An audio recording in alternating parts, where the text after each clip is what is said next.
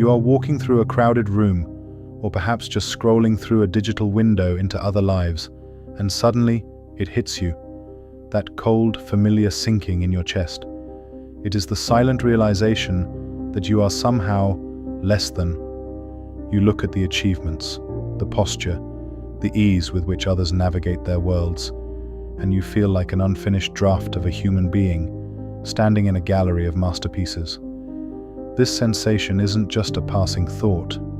It is an invisible architecture you have built around yourself, a cage made of comparisons where the bars are the perceived successes of everyone but you. You have spent years, perhaps decades, practicing the art of self-diminishment, becoming an expert at finding the gaps in your own soul while highlighting the polish on someone else's surface. But you must understand that this feeling of inferiority is not an objective truth. It is not a measurement of your worth, nor is it a reflection of your potential. It is a psychological habit, a narrative you have written in the dark and whispered to yourself until it started to sound like gravity. Think about the energy you expend every day simply managing your perceived inadequacy. You calculate your worth based on a ledger where you only record your debts and never your assets. When you see someone who possesses what you lack, you don't just see a person. You see a living indictment of your own existence. You believe that their light is the reason for your shadow. You have convinced yourself that the world is a finished stage where everyone else has received their script and their costume, while you are still fumbling in the wings, trying to remember who you were supposed to be. But what if that shadow isn't a sign of your failure? What if it is merely the result of where you have chosen to stand? This audiobook is not a collection of platitudes or a set of easy steps to confidence. It is a strategic dismantling of the internal structures that keep you small. We are going to examine the very fabric of your self-perception, peeling back the layers of social conditioning and psychological defense mechanisms that have taught you to fear your own reflection. You're not here to learn how to be better than others, because that is simply the same game played with a different hand. You're here to learn how to step off the game board entirely. You are here to understand that your sense of inferiority is actually a misplaced desire for growth that has curdled into resentment. It is a signal from your psyche that you have abandoned your own path to watch the progress of others. By the time you reach the end of this journey, you will no longer look at the world through the lens of a hierarchy. You will begin to see that the superiority you see in others is often an illusion created by your own distance from them. You will learn to reclaim the authority over your own life, moving from a state of reactive comparison to one of proactive existence. The weight you feel is not the weight of your flaws. It is the weight of the mask you think you need to wear to be worthy of space. It is time to set that burden down. It is time to look at the world not from below, but from the center of your own unshakable reality. Chapter 1. The Architecture of the Mirror. You wake up every day into a world that feels like an auditorium where you are the only one who hasn't rehearsed. From the moment you open your eyes and reach for your phone, or simply begin to run through the mental checklist of your day, you are already measuring the distance between who you are and who you believe you should be. This distance is the birthplace of your inferiority.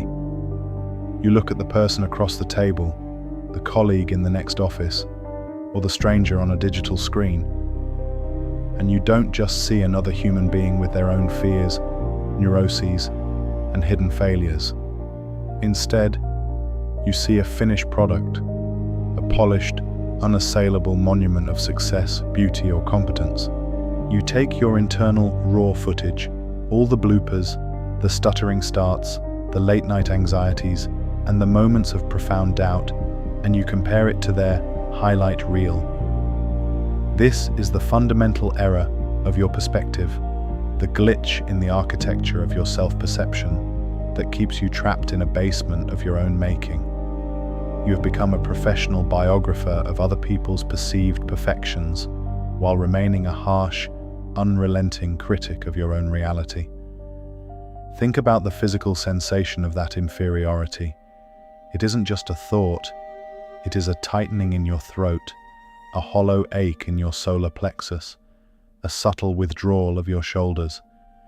It is a biological signal that you have classified yourself as low status in the social hierarchy of your own mind. You move through your environment with a defensive posture, perhaps overcompensating with forced confidence, or retreating into a quiet, observant shadow where you hope no one will notice the truth about you. You believe that if people truly saw the map of your insecurities, they would confirm what you already fear, that you are an imposter in the world of the capable. But you must realize that this hierarchy you are climbing, or falling down, is a phantom. It is a structure built out of the comparisons you choose to make and the data you choose to ignore. You are viewing the world through a lens that is permanently out of focus, blurring the struggles of others while sharpening the edges of your own mistakes until they cut. When you feel inferior, you are essentially engaging in a form of psychological voyeurism. You are so busy looking through the window at someone else's life that you have left your own house untended. You have abandoned the only terrain where you actually have any power, your own development, to spectate on a race you weren't even invited to run. Every time you say to yourself, "I wish I had their discipline," or "I wish I could speak with that much authority," you are casting a vote against your own potential. You are reinforcing the neurological pathways that tell your brain you are a secondary character in the story of your life. You have outsourced your sense of worth to a jury of people who aren't even looking at you. Most of the people you are comparing yourself to are just as caught up in their own mirrors, wondering if they are enough, hiding their own perceived inadequacies behind the very traits you envy. You are intimidated by a mask that someone else is wearing for their own survival. Consider the origin of this habit. You weren't born with a scale to weigh your worth against others. As a child, you simply existed. You reached for what you wanted. You cried when you were hurt, and you explored the world with an unapologetic curiosity. But somewhere along the line, the world began to give you grades. It gave you feedback. It showed you trophies and gold stars and social standing. You began to learn that attention and safety were often linked to being better or more than the person sitting next to you. You internalized the idea that your value is a relative metric rather than an absolute one. You began to build the mirror. Not a mirror that reflects your true self, but a trick mirror that distorts your features based on who is standing nearby. If someone better stands next to you, you appear small and warped. If someone worse stands there, you feel a fleeting, hollow sense of relief that you mistake for confidence. But this isn't confidence, it's just the temporary absence of pain. Real confidence doesn't require a comparison to exist. You have to understand that your brain is a highly efficient machine designed for survival, not for your happiness. In the ancestral environment, knowing your place in the tribe was a matter of life and death. To be at the bottom was to be at risk. So your mind is constantly scanning for status cues, trying to protect you from being cast out. But you no longer live in a small tribe where your survival depends on being the strongest or the most charming person in a group of 50. You live in a global village of billions, where there will always be someone faster, richer, smarter, or more attractive on a screen. If you continue to use your ancient status scanning software in this modern environment, you will be in a state of perpetual psychological crisis. You are trying to win a game that has no finish line and no objective judges. You are competing against an AI-generated, filtered, and curated version of humanity that doesn't actually exist in the physical world. The path out of this architectural trap begins with the realization that your inferiority is actually a form of arrogance. This may sound harsh, but consider this. When you feel inferior, you're essentially claiming that you have the unique ability to see the absolute truth about everyone's worth. You are deciding that you know exactly how valuable someone else is and exactly how worthless you are. You are playing the role of a supreme judge, placing yourself at the bottom of a cosmic ranking system. Who gave you the authority to make that judgment? Who told you that your current state is the final word on your existence? By dwelling on your inferiority, you are actually being self-absorbed. You are so focused on your own lack that you aren't actually seeing the people around you. You aren't seeing their humanity, their pain, or their needs. You are only seeing them as mirrors for your own ego. To stop feeling inferior, you must first stop the act of measurement. You must recognize when you are pulling out the ruler and the scale. When you walk into a room and your mind starts calculating, she's more successful, he's more fit, they are more happy. You must stop and realize that these are not facts. They are stories you are telling yourself based on surface-level data. You are comparing your inside to their outside. You must commit to the radical act of staying in your own lane. You must decide that your progress is the only metric that matters. If you are 1% more aware, 1% more disciplined, or 1% more kind than you were yesterday, you are winning the only game that is actually playable. Everything else is just noise designed to keep you distracted from the work of building your own life. You have spent enough time being a spectator of other people's lives. It is time to become the architect of your own. You have the power to dismantle the mirror. You have the power to look at your reflection and see a work in progress rather than a finished failure. This chapter of your life is about reclaiming the ground you have given away. You are not a guest in the world of the successful. You are a participant in the world of the living. And in the world of the living, the only true hierarchy is between the person you were yesterday and the person you are becoming today. You must learn to trust your own eyes again. You must learn to hear your own voice above the roar of the crowd. This is the first step in the strategy of self-trust. Realizing that the architecture of your inferiority is made of paper, and you are the one holding the match. Was Chapter 2, The Currency of Attention. You are currently living in an economy you never signed up for, and the currency you are spending is your own sanity. Every moment you spend indexing the traits of another person, their eloquence, their physical symmetry, their financial velocity, you're making a withdrawal from your own internal reserve. You have become a specialized accountant of other people's assets. When you walk into a social setting or log onto a platform, your brain automatically begins a high-speed audit. You notice the way a peer commands a room, and you immediately mark a deficit in your own ledger. You see the ease with which someone else handles a complex crisis, and you write off your own resilience as non-existent.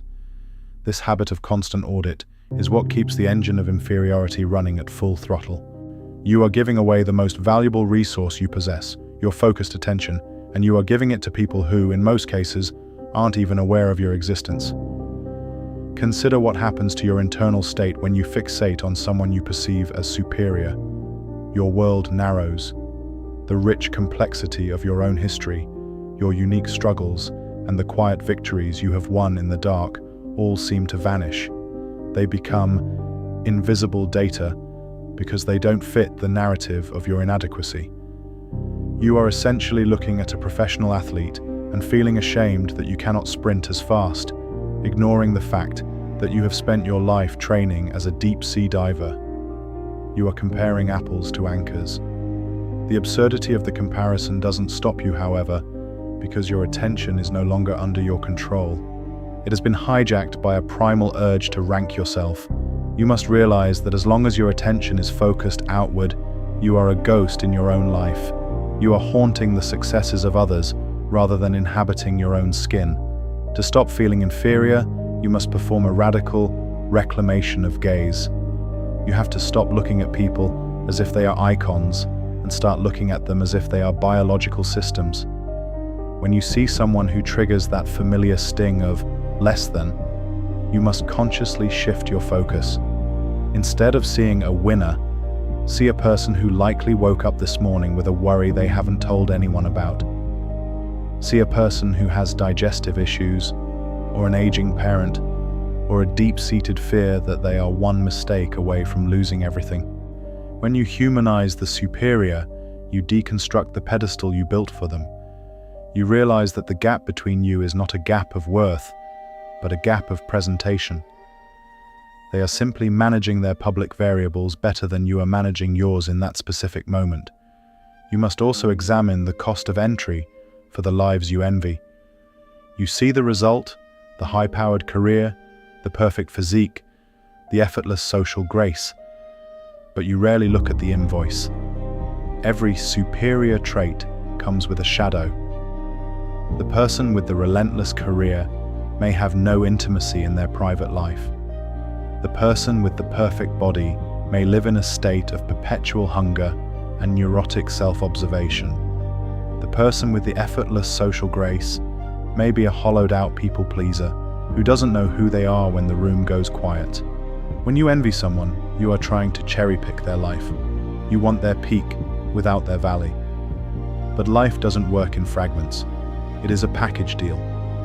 If you aren't willing to trade your entire soul, your entire history, and your entire set of problems for theirs, then your envy is logically inconsistent. You are lusting after a ghost. This redirection of attention requires a strategic silence. You have spent so much time narrating the greatness of others that you have forgotten how to observe your own internal landscape without judgment. You must begin to treat your attention like a finite bank account. Every time you find yourself spiraling into a comparison, you must ask yourself, is this person worth the price of my peace right now? The answer is always no. No one's achievement is worth your self-destruction. By pulling your attention back to your own breath, your own hands, and your own immediate tasks, you are performing an act of psychological sovereignty. You are deciding that your now is more important than their then or their there. You are coming home to the only place where change is actually possible. You might feel that by ignoring the superior others, you are being delusional or putting your head in the sand. But the opposite is true. Fixating on others is the delusion. It is a hallucination of perfection. True realism is acknowledging that you are a biological entity with a specific set of starting conditions, a specific environment, and a specific set of challenges. Your only responsibility is to optimize the variables you actually control. When you focus on your own work, your own health, and your own mind, you are investing your currency where it can actually grow. You are no longer a beggar at the table of other people's approval. You are the owner of your own estate. You must become fiercely protective of your mental space. You must treat a comparison thought like an intruder in your home. You don't invite it to sit down for tea. You escort it out immediately. Think of your attention as a spotlight. For years, you have been shining that light on everyone else, illuminating their brilliance while you sit in the dark behind the lens. It is time to turn the spotlight around.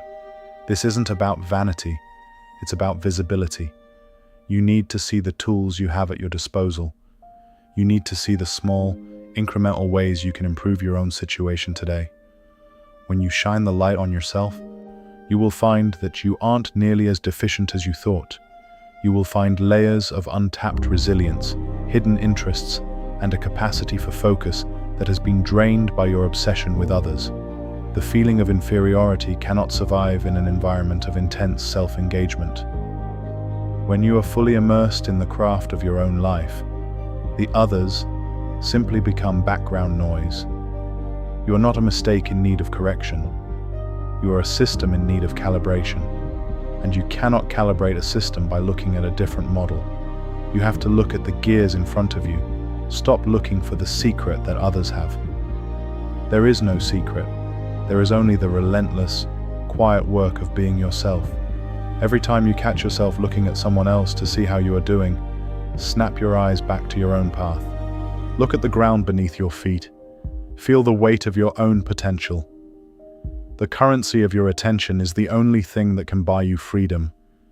Stop spending it on people who aren't paying you back. Start spending it on the person you are becoming.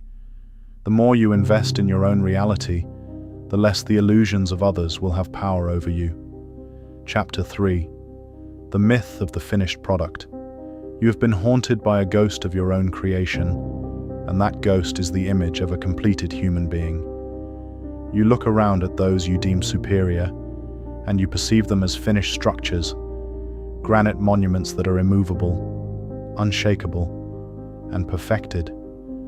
You see their confidence as an innate trait, their success as an inevitable destination, and their happiness as a permanent state of being. Because you view them as finished, and you view yourself, by contrast, as a construction site that has been abandoned. You see your own scaffolding, your exposed wires, and your piles of unformed clay, and you feel a deep sense of shame that you are not yet a monument. But you must realize that the finished product you see in others is a psychological optical illusion. There is no one on this planet who is a finished product. Every person you admire is a chaotic, ongoing process of repair and renovation, just like you. The only difference is that they have learned to hide their scaffolding behind a facade of certainty. When you feel inferior, you are essentially comparing your work-in-progress status to someone else's curated gallery. You walk through the halls of your own mind and see the dust, the unfinished rooms, and the leaking pipes, and then you look at someone else's front door and assume the entire house is pristine. This is a failure of imagination. You are failing to imagine the quiet desperation that often fuels high achievement. You are failing to imagine the paralyzing fear of exposure that often hides behind a loud, confident voice. You are failing to see that the person who seems to have made it is often just better at managing the anxiety of being perpetually unfinished.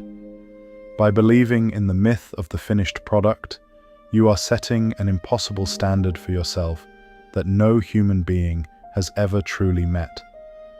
You are punishing yourself for being a river while envying the people you think are lakes, not realizing that even the stillest lake is constantly evaporating, shifting, and teeming with unseen struggles beneath the surface.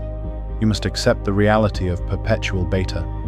You are an entity that is designed to be in a constant state of flux. The moment you believe you should be done, that you should have reached a point where you no longer feel doubt or inadequacy, is the moment you create the conditions for your own suffering. Inferiority is simply the pain caused by the friction between who you are and the static, idealized image of who you think you should be. If you drop the image of the idealized self, the friction disappears. You are not behind in life because there is no universal schedule. You are not broken because there is no original blueprint of a correct human to compare yourself against. You are a biological and psychological experiment that is currently in the middle of a data run. When you stop looking for the finish line, you realize that the race you've been losing was a hallucination. Consider the nature of the traits you envy. You might envy someone's natural talent, but you are seeing the 100th iteration of a skill they have been refining in private. You might envy someone's natural charisma, but you are seeing a social strategy that was forged in the fire of early rejection. Nothing is truly finished. It is only sufficient for the moment. If you could step into the mind of the person you feel most inferior to, you would likely find an internal monologue that is surprisingly similar to your own. You would find them negotiating with their own laziness, questioning their own value, and wondering if they are about to be found out. The sense of being an imposter is not a sign of your inferiority, it is a sign of your humanity. It is the natural byproduct of being a conscious being capable of self-reflection. The only people who don't feel like a work in progress are those who have stopped growing entirely. To dismantle this myth, you must begin to value the process over the result. You have been focused on the result of other people's lives while ignoring the process of your own. When you shift your focus to the act of becoming, rather than the state of being, the weight of inferiority begins to lift. You start to see your mistakes not as evidence of your worthlessness, but as essential data points in your development. You begin to realize that the scaffolding in your life is not a sign of failure, it is a sign of activity. A building with scaffolding is a building that is growing. A person who feels unfinished is a person who is still alive to their own potential. You should be far more afraid of feeling finished than of feeling incomplete. You must also recognize that the world rewards the appearance of being finished, which is why people work so hard to maintain that illusion. We live in a culture that values the end result and hides the messy middle. You are bombarded with images of success that have been stripped of all their context, all their failure, and all their doubt. If you use these images as your benchmark, you are essentially trying to measure your physical body against a shadow. A shadow has no depth, no flaws, and no weight, but it also has no life. The people you feel inferior to are often just more skilled at projecting a shadow that looks like a monument. Do not fall in love with their shadow while you are busy hating your own substance. Your substance is messy, yes, but it is real. It is capable of change, of feeling, and of profound evolution. Start looking for the seams in the people around you, not out of malice or a desire to see them fail, but as a practice of grounding yourself in reality. Observe how the most confident speaker still has a slight tremor in their hand or a moment of hesitation in their eyes. Notice how the most successful professional still seeks validation in small, subtle ways. These aren't flaws to be mocked. They are the beautiful, human evidence that they are just as unfinished as you are. When you see the seams, the pedestal collapses. You realize that you aren't standing in the shadow of a giant. You are standing in a room full of people who are all trying to figure out how to be human at the same time. This realization is the ultimate equalizer. It moves you from a state of inferiority to a state of shared struggle. You are a work of art that is currently being painted. You cannot judge the final canvas by the first few layers of primer. You have to give yourself the grace of time and the permission to be messy.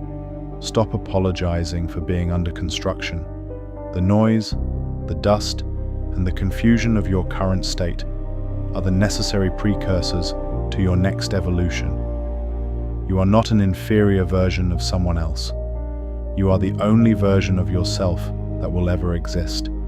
Your task is not to become a finished monument for others to admire, but to remain a living, breathing process that you yourself can respect. Trust the timing of your own development. The finished version of you that you keep chasing doesn't exist, and that is the best news you will ever hear. It means the journey never has to end, and you never have to stop growing.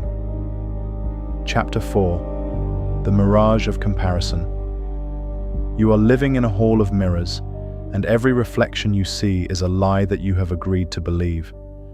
Comparison is the thief of time, but more than that, it is the architect of a psychological mirage. When you compare yourself to another person, you are not engaging in a rational analysis. You are performing a feat of mental gymnastics where you highlight your internal voids and overlay them with someone else's external peaks. You look at a peer's promotion, a friend's relationship, or a stranger's physical transformation, and you treat these isolated data points as if they are the total sum of their existence. You see the oasis in the distance and curse the sand beneath your feet, never realizing that the oasis is often a trick of the light, and the sand is the only solid ground you have. This mirage of comparison relies on your ignorance of the full story. You are judging a book by a single sentence written on the back cover, while you are intimately aware of every typo and deleted paragraph in your own manuscript. Think about the sheer unfairness of the metrics you use. You likely select different people for different comparisons, creating a Frankenstein's monster of perfection that no single human could ever embody. You compare your career to the CEO, your fitness to the athlete, and your social life to the extrovert, and then you feel inferior, because you aren't all three at once. You are holding yourself to a standard that is mathematically impossible. You have created a composite ghost that haunts your every move, a standard that exists only in your mind but has the power to paralyze your body. This is the cruelty of the mirage. It convinces you that everyone else has a cohesive, effortless life, while you are the only one struggling to keep the pieces together. You must understand that comparison is not a tool for self-improvement, it is a tool for self-sabotage. It provides no actionable data because the variables of your life, your biology, your upbringing, your specific hardships are entirely different from the person next to you. To dissolve this mirage, you must realize that you are viewing others through a filter of positive bias. When you feel inferior, your brain actively filters out the flaws in others to maintain the narrative of your own inadequacy. You see a confident speaker and you edit out their repetitive fillers or their nervous blinking. You see a wealthy person and you edit out the stress lines around their eyes or the distance in their voice. You are a biased observer, crafting a reality that justifies your pain. But what if you stopped the editing? What if you looked at the superior person and allowed the full picture to resolve? You would see that their success hasn't cured their humanity. It hasn't removed their need for validation, their fear of death, or their moments of profound loneliness. The mirage only exists as long as you stay at a distance. And the closer you get to anyone, the more their superiority evaporates into the common steam of human struggle. You have been taught that competition is the only way to measure progress, but competition requires a shared finish line. In the life you are actually living, there is no shared finish line. You are running a course that is uniquely yours, with hurdles that were placed there by your specific history. When you look over at someone else's lane and feel inferior because they are ahead, you're forgetting that their track might be shorter, or downhill, or paved differently. Comparing your pace to theirs is a logical fallacy. The only comparison that yields any truth is the one between you and your past self. Are you more resilient than you were a year ago? Have you faced a fear that used to keep you silent? These are the only metrics that carry any weight. Everything else is a distraction, a flashing light on the side of the road designed to make you crash your own vehicle while watching someone else drive theirs. Consider the price of envy that you pay every single day. Envy is the tax you pay on a life you aren't even living. It drains your creativity because you are too busy mimicking the winners to find your own voice. It drains your energy because resentment is a heavy burden to carry through a workday. And most importantly, it drains your capacity for connection. When you feel inferior to someone, you cannot truly be their friend, their partner, or their colleague. You can only be their shadow. You treat them as an obstacle or a threat rather than a person. You are living in a state of constant defense. You're protecting your ego from the perceived attacks of other people's successes. But their success is not a critique of you. Their light does not make your room darker. It simply shows you what is possible within the human frequency. If you can stop seeing others as rivals and start seeing them as fellow travelers, the mirage of the hierarchy begins to fade into a landscape of shared potential. The path to freedom lies in radical specificity. Instead of general feelings of inferiority, look at exactly what you envy. Is it their discipline, their bank account, their ease of speech? When you break the mirage down into specific traits, it loses its emotional power. It turns from a crushing weight into a list of skills. You realize that you don't actually want to be them. You just want to acquire a specific habit they have mastered. And once you see a trait as a skill rather than an innate mark of superiority, you can decide if you actually want to do the work to acquire it. Often you will find that you don't. You just like the idea of having it without the cost. This realization is incredibly liberating. It allows you to say, I admire their dedication to that craft, but I choose a different path. It returns the power of choice to you. You are no longer a victim of other people's excellence. You are an evaluator of your own priorities. You must also recognize that the feeling of inferiority is often just a mislabeled desire for expansion. Your soul is bored with your current boundaries and is pointing at others as a way of saying, "Look, there is more available." But instead of taking that energy and using it to expand, you use it to shrink. Or you take the fire of inspiration and use it to burn yourself. You must learn to translate the language of your insecurities. When you feel that sting of inferiority, don't say, "I am less than." Say, "I am noticing a potential in myself that I haven't yet explored." Change the vibration from shame to curiosity. The mirage is only a desert if you refuse to walk through it. If you move toward the things you envy with a spirit of learning rather than a spirit of lack, the desert becomes a training ground. You are the only person who will ever live your specific life.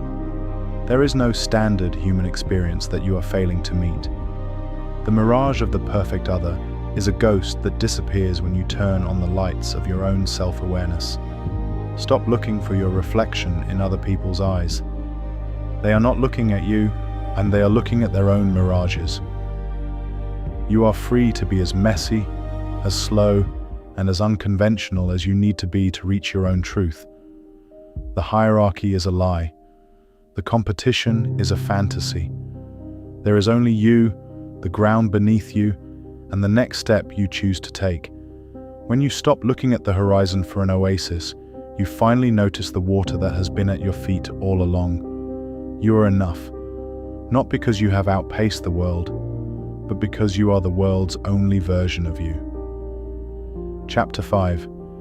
The Sovereignty of the Internal Standard. You have spent the majority of your life living as a tenant in other people's expectations. You have allowed the world to set the thermostat of your self-worth, shivering when the social climate grows cold and sweating under the glare of public scrutiny. This is the core of your inferiority. You have no internal headquarters. You have outsourced the validation of your existence to a committee of people who are not qualified to judge you and who are mostly preoccupied with their own internal crises. When you feel less than, it is because you are using a borrowed yardstick to measure a soul that was meant to be immeasurable. You are checking the market value of your personality as if you were a commodity to be traded, rather than a sovereign entity with an inherent, non-negotiable right to exist. To stop feeling inferior, you must perform a coup d'etat within your own mind.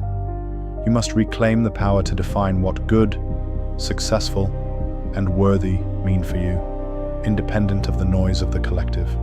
Think about the sheer exhaustion of maintaining a persona designed to appease an invisible audience. Every time you speak, you are subconsciously scanning for approval. Every time you act, you are calculating the potential for judgment.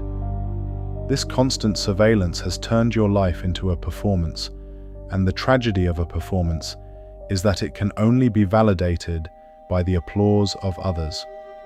If the room is silent, you believe you have failed. But what if the room is empty? What if the audience you are so afraid of is actually a projection of your own self-doubt? You have built a courtroom in your head where you are the defendant, the prosecutor, and the witness, but you have left the judge's chair vacant for anyone who happens to walk by. It is time for you to sit in that chair. It is time to establish an internal standard that is so robust, so deeply rooted in your own values, that the opinions of the world become nothing more than weather. Interesting to observe, perhaps useful to prepare for, but never capable of changing your fundamental nature. Establishing an internal standard requires you to stop asking, "How do I look?" and start asking, "How do I feel about what I am doing?" This shift from the objective to the subjective is the beginning of your liberation. When you focus on how you look to others, you are a victim of their perspective, which is often flawed, biased, or simply indifferent. But when you focus on the integrity of your own actions, you are the master of your own house. If you decide that success for today is simply being honest in a difficult conversation, or staying focused on a task for 1 hour, then no one can take that success away from you. Even if the world calls you a failure, your internal standard remains intact. You have met your own criteria. This is the inner citadel that the great philosophers spoke of, a place within yourself that remains unbothered by the chaos of the external world. You are not building this citadel to hide from the world, but to engage with it from a position of unshakable strength. Consider the people you perceive as superior. Why do they have power over you? It is only because you have agreed to value the things they possess. If you value wealth, the billionaire is your master. If you value physical beauty, the model is your master. If you value social status, the celebrity is your master. You are the one who gives them their power by accepting their currency. But what if you changed your currency? What if you decided that the most valuable traits a human can possess are curiosity, kindness, and self-honesty? Suddenly, the hierarchy shifts. The billionaire who is cruel or narrow-minded is no longer above you. They are simply a person with a lot of money and a deficit of character. When you set your own standards, you realize that many of the people you envied are actually bankrupt in the areas that truly matter. You stop competing for their prizes and start cultivating your own garden. This process of reclamation is not about becoming arrogant or dismissing the feedback of the world entirely. It is about filtering. A sovereign individual can listen to criticism without being destroyed by it, because they have an internal sorting office. When someone gives you feedback, you don't immediately swallow it as truth. You hold it up against your internal standard. You ask, does this align with my values? Is this person seeing a blind spot I need to address? Or are they simply projecting their own insecurities onto me? If the feedback is useful, you take it and use it to grow. If it is not, you let it fall to the ground.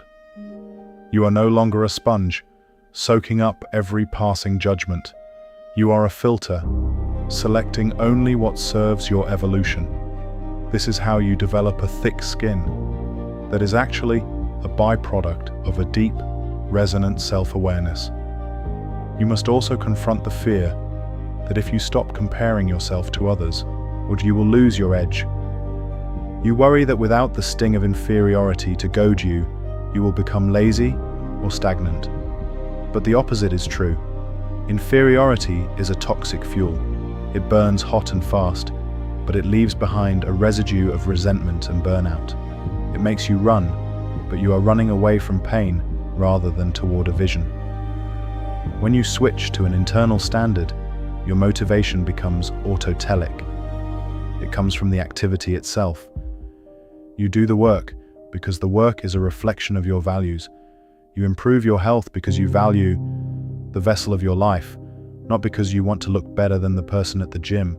This kind of motivation is sustainable, joyful, and infinitely more powerful than the desperate striving of the inferior mind.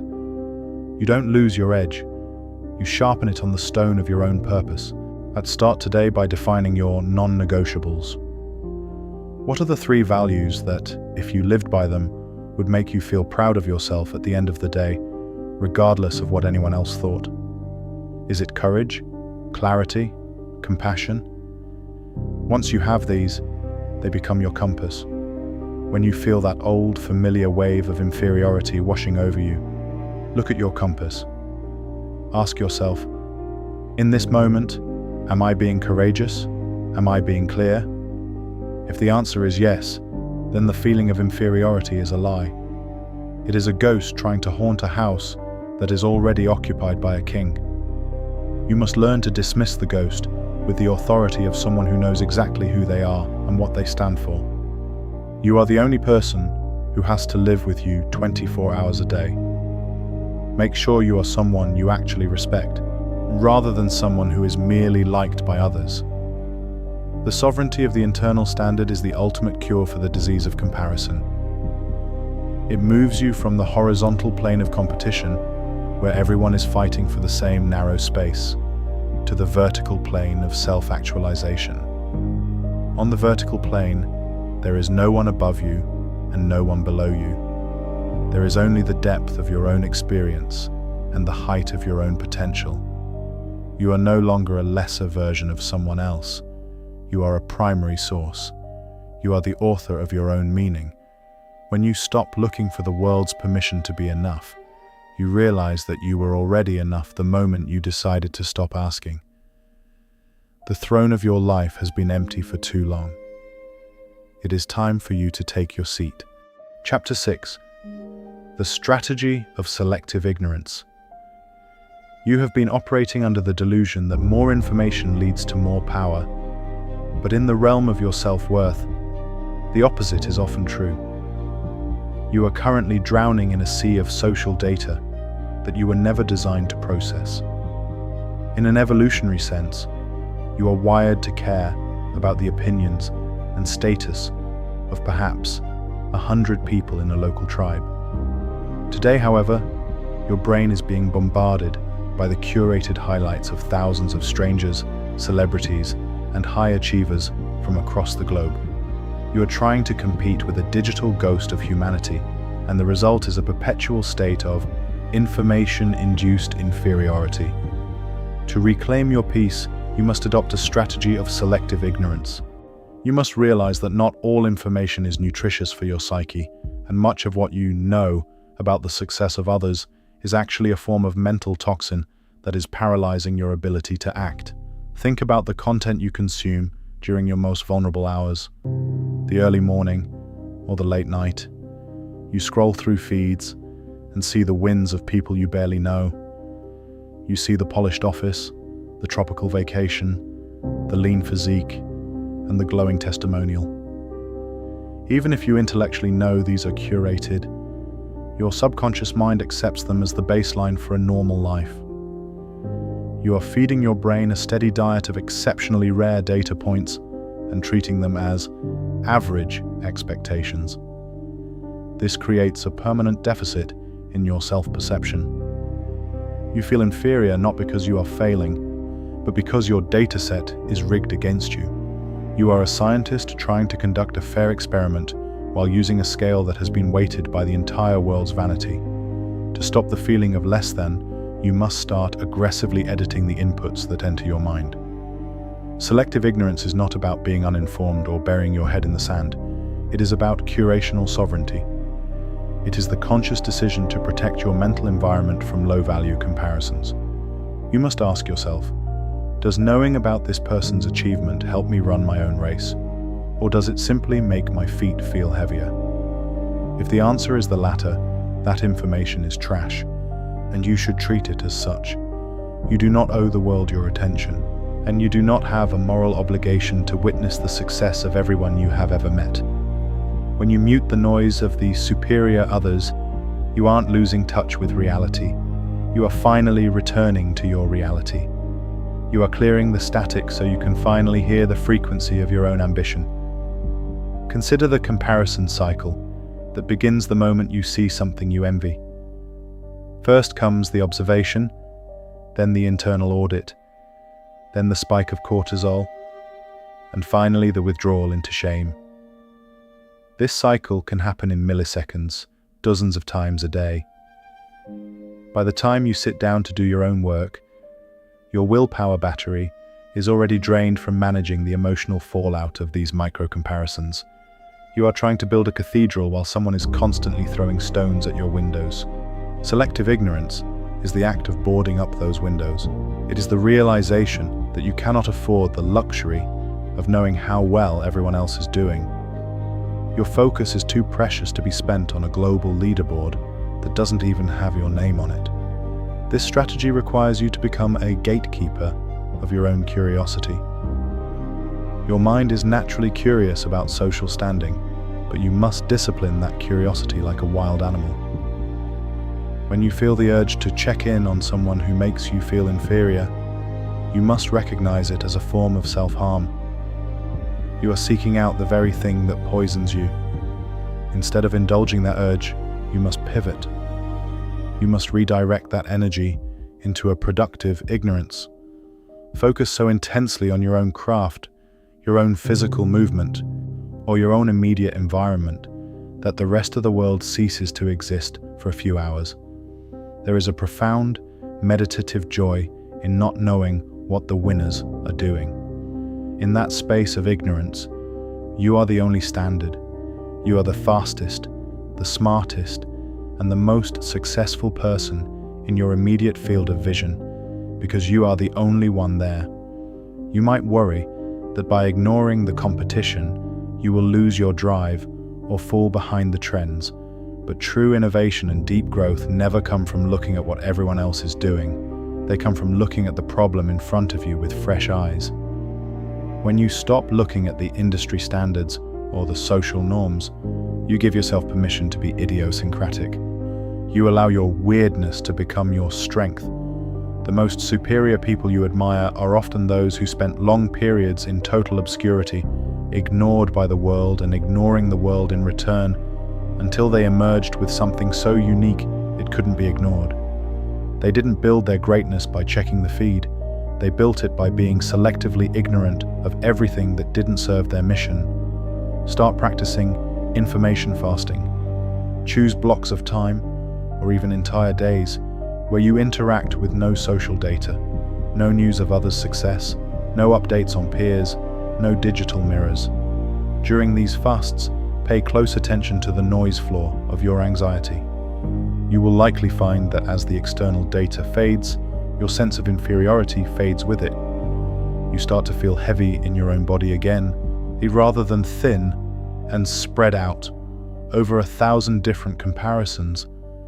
You find that you actually like your own ideas when they aren't being drowned out by the better ideas of a stranger. This isn't a delusion. It is the recovery of your original self. You are remembering who you were before the world told you who you should be jealous of. Selective ignorance is the ultimate power move for the sensitive mind. It is a declaration that your internal peace is more important than being in the loop.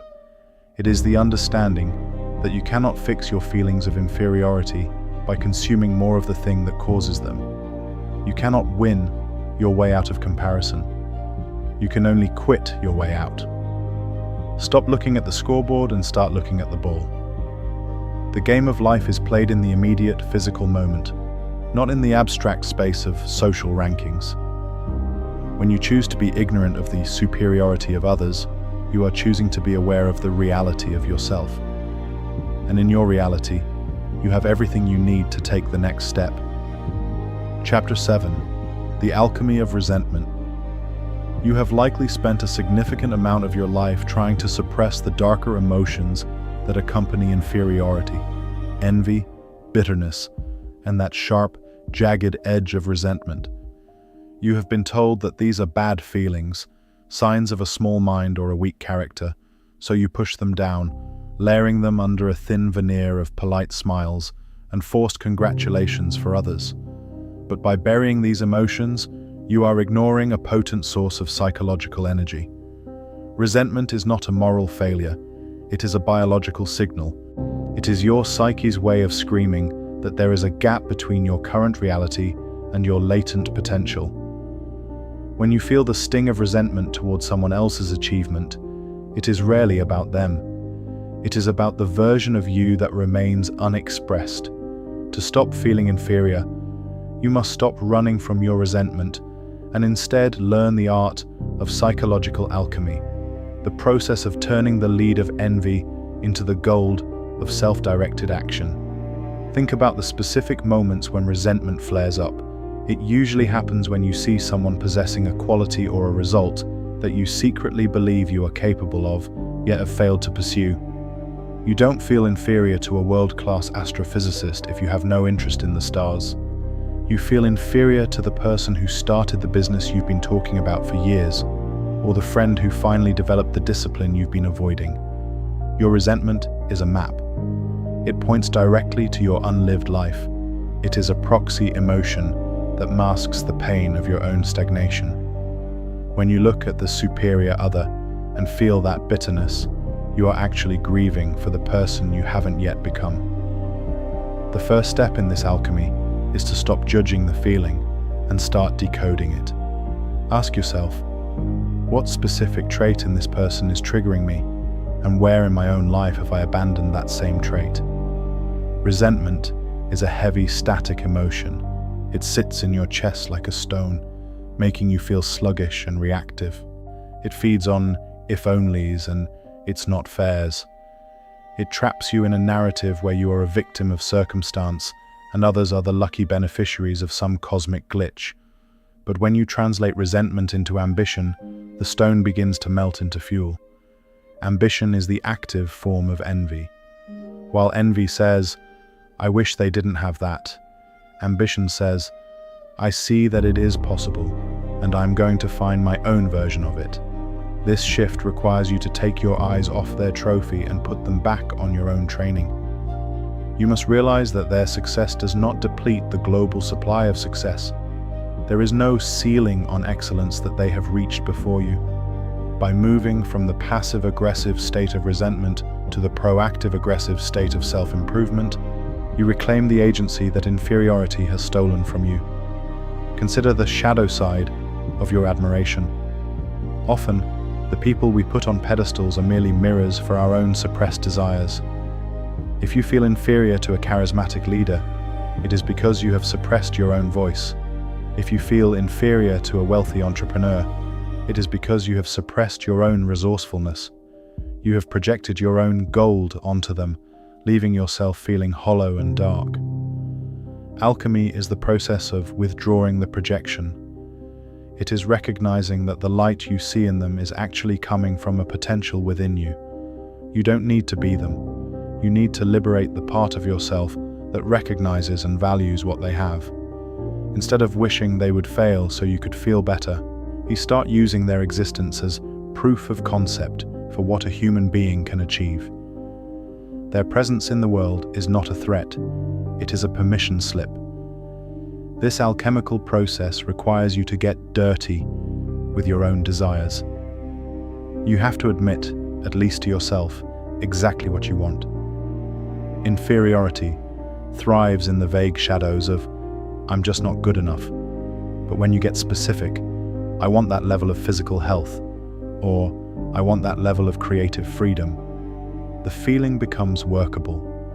You can't fix a general sense of inferiority, but you can certainly start a workout plan or block out an hour for your craft. By turning your bitterness into a curriculum, you stop being a victim of other people's light and start becoming a source of your own. You move from a state of contraction, where you shrink away from the world, to a state of expansion, where you are constantly reaching for the next level of your own development. You must also learn to forgive yourself for the time you've spent in resentment. Shaming yourself for feeling envious only adds another layer to your inferiority. It creates a meta-shame, where you feel inferior because you feel inferior. Break this cycle by acknowledging that your envy is simply a sign of your hunger for life. You are not a bad person for wanting more. You are a living organism designed for growth. The resentment is just the hunger pangs of the soul. Instead of trying to kill the hunger, feed it with action. The next time you feel that bitter comparison rising up, don't try to think your way out of it with positive affirmations. And instead, do something difficult. Solve a problem, lift something heavy, finish a task you've been dreading. Action is the ultimate solvent for resentment. It moves the energy out of your head and into your hands. The strategy of alchemy is about owning your fire. For too long, you have let your inner fire burn you from the inside out in the form of bitterness. You have been a furnace with no chimney, suffocating on your own heat. It is time to vent that heat into the engine of your own purpose. When you are moving at high speed toward your own goals, you simply don't have the emotional bandwidth to worry about who is passing you. You are too busy navigating your own curves and managing your own momentum. The superior others become like scenery outside a car window, visible, perhaps beautiful, but ultimately irrelevant to the destination you are heading toward. You are no longer competing with them. You are collaborating with the laws of cause and effect to build your own reality. Resentment is the call to adventure that you have been misinterpreting as a sentence of inadequacy. It is the universe poking you in the ribs and saying, "Get up, there is more for you to do." Stop looking at your rivals as enemies and start looking at them as inadvertent coaches. They are showing you what is possible when a human being applies focus, time, and energy to a specific area. Thank them for the demonstration, and then turn back to your own desk, your own gym, or your own mind. The lead of your envy is heavy, but it is also dense with the material of your future self. It is time to put it in the fire. It is time to stop being bitter and start being better. The gold is waiting for you, but you have to be willing to burn away the less than version of yourself to find it. Chapter 8: The Myth of the Natural. You have long been seduced by the concept of the natural, the idea that some people are born with an inherent mystical ease that you simply do not possess. You watch the person who speaks with magnetic charisma, the athlete who moves with fluid grace, or the thinker who solves complex problems as if they were reading from an invisible script. In those moments, you conclude that they were gifted a set of blueprints that you were denied. You tell yourself that they are just like that. And because you are not like that, your inferiority is a biological destiny. This is one of the most pervasive and destructive myths you carry. It is a protective lie your ego tells you to justify your own inaction. By labeling someone as a natural, you grant yourself a permission slip to stop trying. You turn their hard-won mastery into a miracle, and in doing so, you turn your own potential into a tragedy of bad luck. To stop feeling inferior, you must develop an X-ray vision for the labor behind the luster. You must realize that effortless is almost always a result of effort more. The charisma you envy is often the result of years of social anxiety that force that person to study human interaction like a science. The financial intuition you lack is often the byproduct of dozens of failed ventures and sleepless nights that you never witnessed. When you see a natural, you are seeing the final layer of a very thick wall. But you are ignoring the thousands of bricks that were laid in the dark, in the cold, and in the boredom of repetition. Your sense of inferiority is based on a fundamental misunderstanding of how human excellence is constructed. You are comparing your starting line to their victory lap, and then blaming your genes for the distance between the two. Think about the psychological cost of believing in naturals. It makes the world feel like a fixed, rigged game where the winners were chosen at birth and the losers are merely filling space. This belief system is the ultimate cage. It robs you of your plasticity, your innate ability to rewire your brain and reshape your habits through deliberate practice. When you see someone superior and say, "They're just gifted," you are essentially saying, "I am a finished, static object that cannot change." But you are not an object, you are a process. You are a biological system that responds with surgical precision to the demands you place upon it. If you demand more focus, your brain will eventually provide more focus. If you demand more physical resilience, your body will eventually provide it. The gap you feel is not a gap of talent, but a gap of accumulated hours. Consider the boredom of mastery that you have likely avoided. Most people who appear superior reach that state by doing the things that are too boring, too repetitive, or too uncomfortable for the average person to sustain. While you were looking for inspiration, they were looking at the clock, putting in their 4th hour of work on a Tuesday afternoon when they felt like doing anything else. Inferiority is often just the shadow cast by your own skipped repetitions. You feel less than because you know, deep down, that you haven't yet paid the entry fee for the level of skill you desire. This realization is actually incredibly empowering. It means that the superiority of others is not a magic spell you can't break. It is a mechanical result of inputs. If you want the outputs, you must simply commit to the inputs.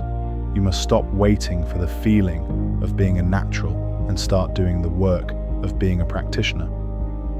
You must also recognize that the natural often has a hidden disadvantage. They lack the muscle memory of struggle. Someone who is genuinely gifted in an area often plateaus early because they never had to learn how to learn. But because you feel inferior, you have the potential to develop a scrappiness and a strategic depth that the natural will never know.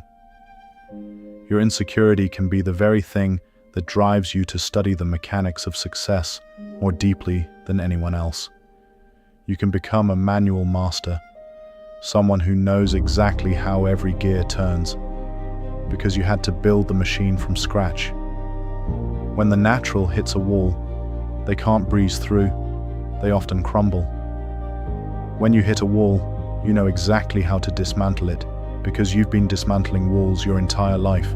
To dissolve the myth of the natural, start looking for the ugly parts of excellence. Read the biographies of the people you admire, but skip the parts about their fame and focus on the years they spent being ignored, rejected, or mediocre. Look for the technical debt they had to pay. And when you see a great public speaker, imagine them alone in a room, recording themselves and cringing at their own voice for the 100th time. When you see a successful entrepreneur, imagine them staring at a bank balance of 0, wondering if they've made a catastrophic mistake.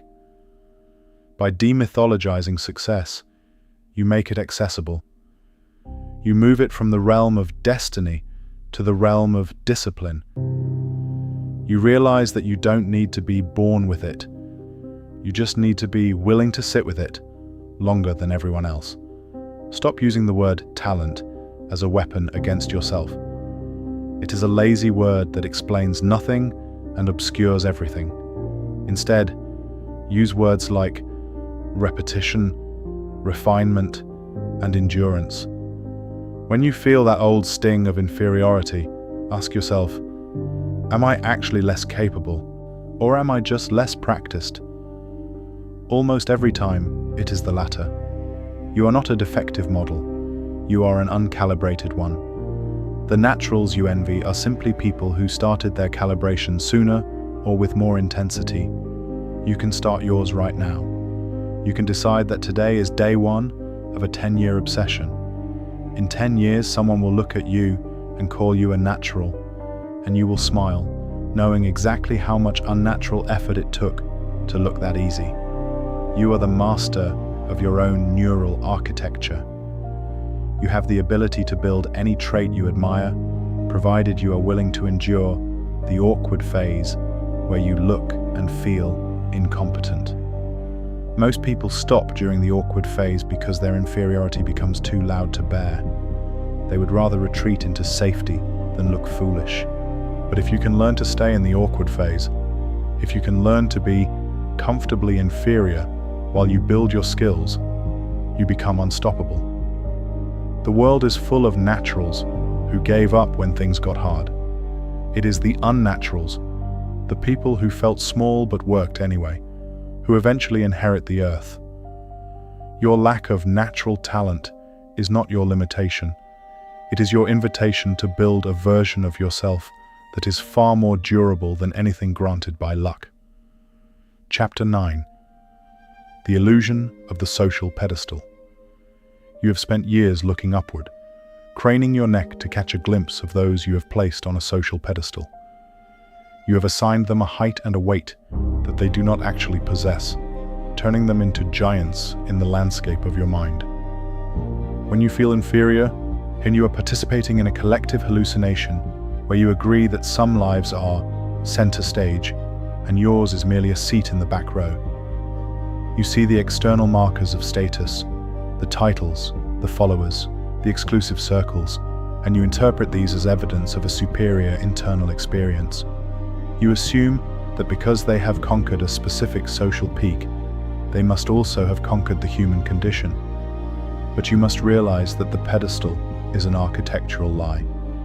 It is a hollow box designed to elevate a person so the crowd can see them, but it does nothing to change the person standing upon it. In fact, the higher the pedestal, the more precarious and anxious the person on top often feels.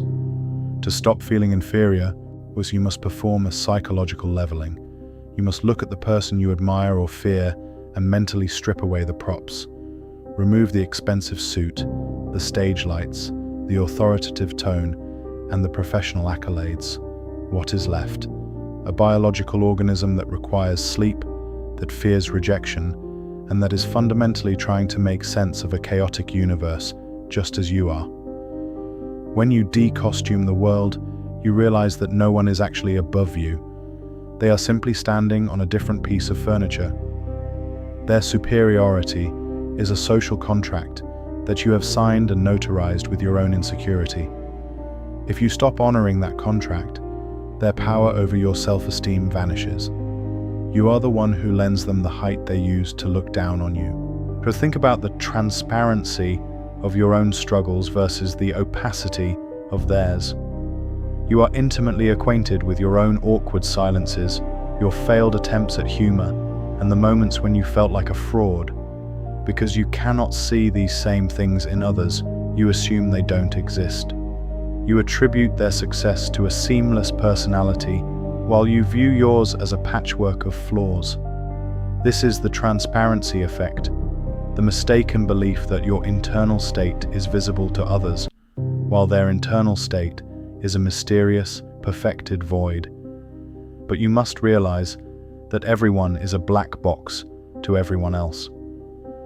The person on the pedestal is likely looking out at the crowd, feeling just as transparent and exposed as you do. They are terrified that someone will look closely enough to see the cracks in the marble. By acknowledging this shared vulnerability, you dissolve the hierarchy of worth.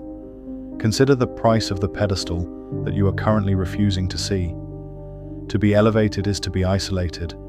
The people you envied for their high status are often living in a state of hypervigilance, constantly performing to maintain the height they have achieved.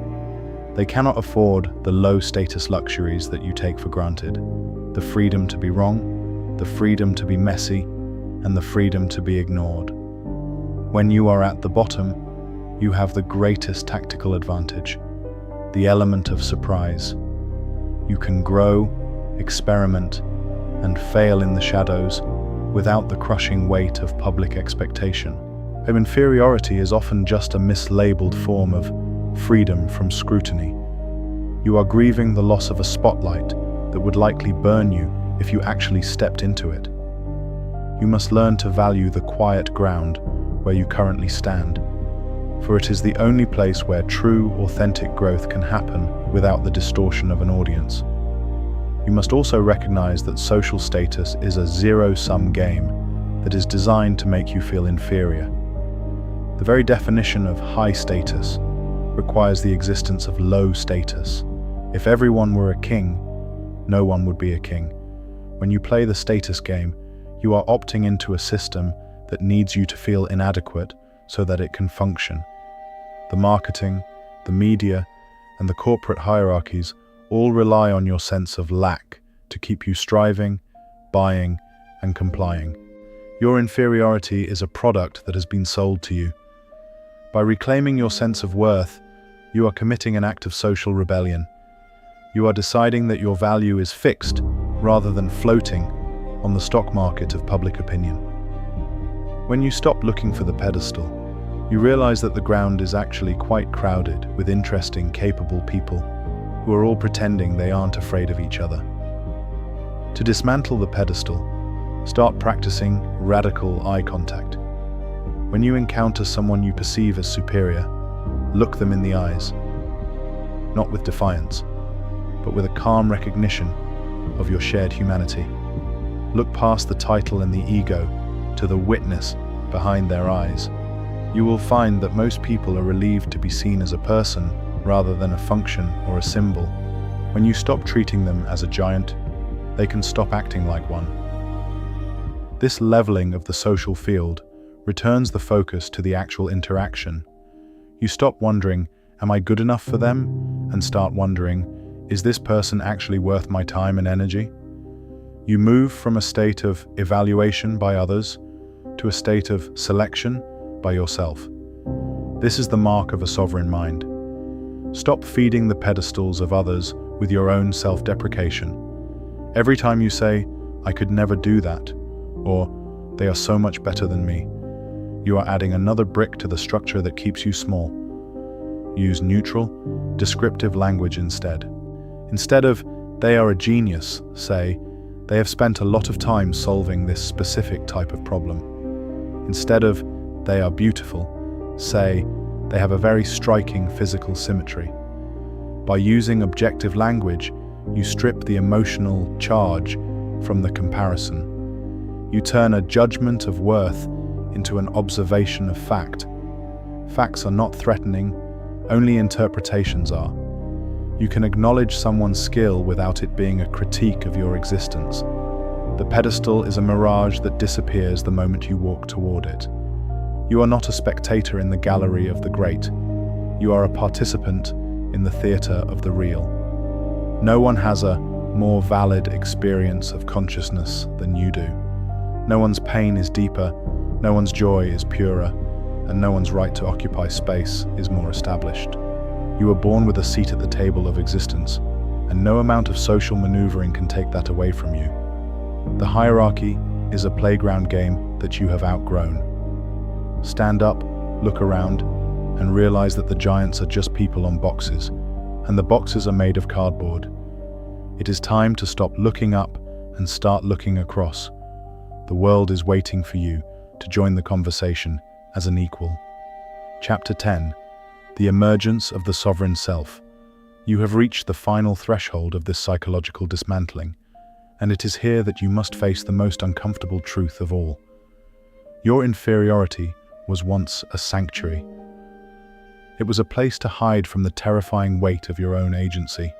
As long as you felt less than, you had a valid excuse for your hesitation. As long as you were broken or deficient, you didn't have to fully commit to the arena of life, because you had already decided the outcome was a foregone conclusion.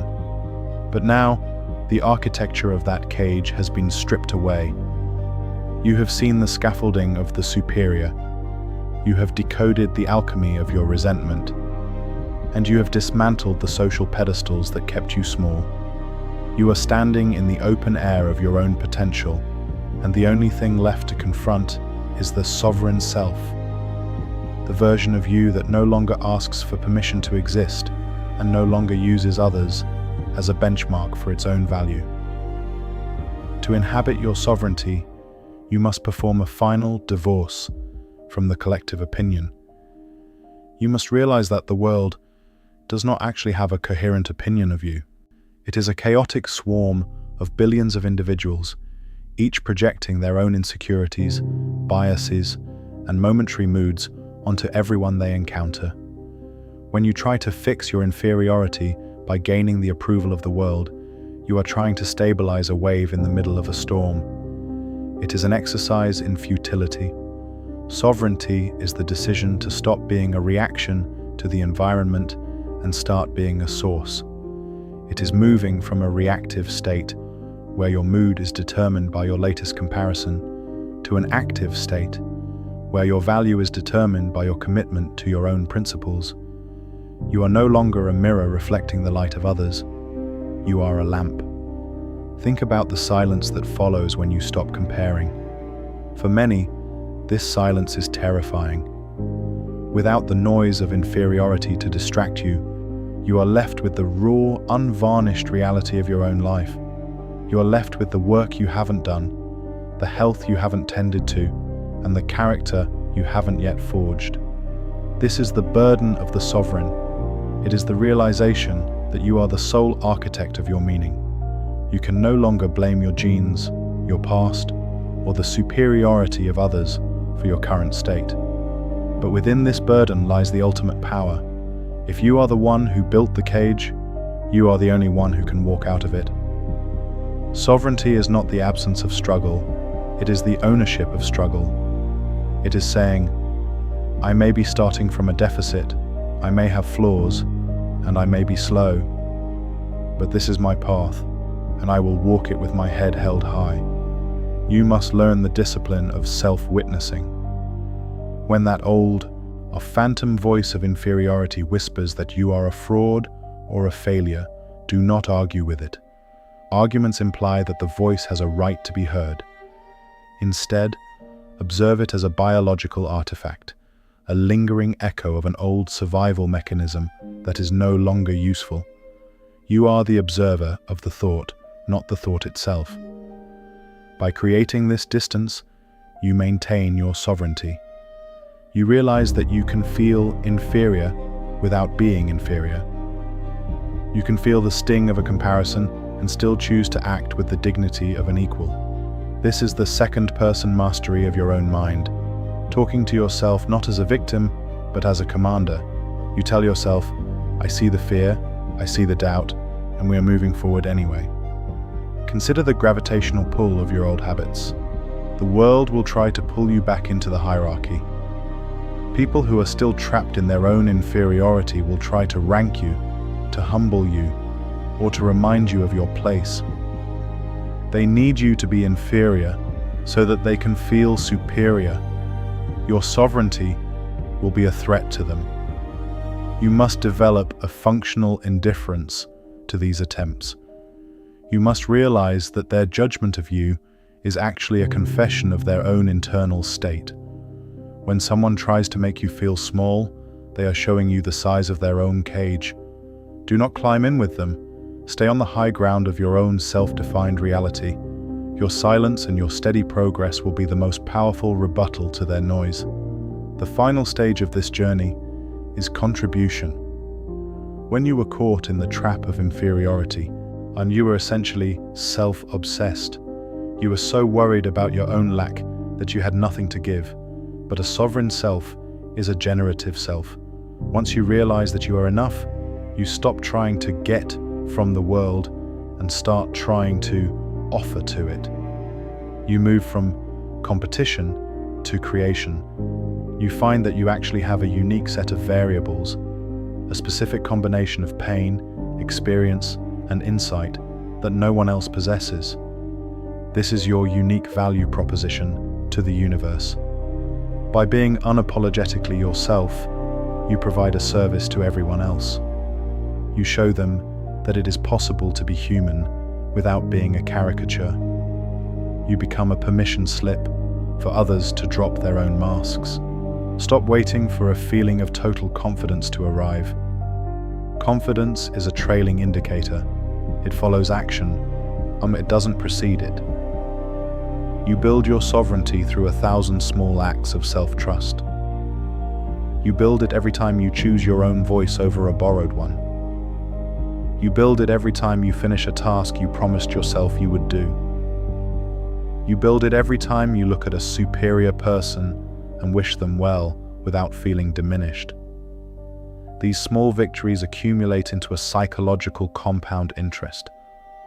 Over time, the feeling of inferiority simply starves to death from a lack of attention.